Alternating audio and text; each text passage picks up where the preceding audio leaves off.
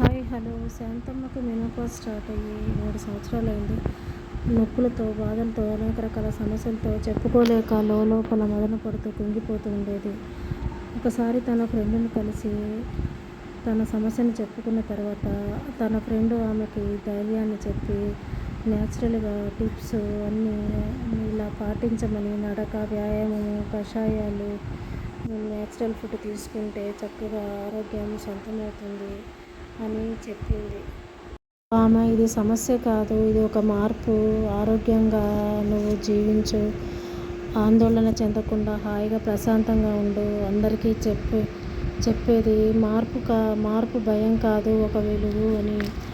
అంతేకాకుండా నేటి నుండి మార్పును స్వాగతించి జీవితంలో వెలుగుకి దారితీద్దాం. బాధలు తాత్కాలికము, మార్పు శాశ్వతము. అంటే ముందుకు నడుద్దాం, హాయిగా ప్రశాంతంగా ఆరోగ్యంగా ముందుకు నడుద్దాం.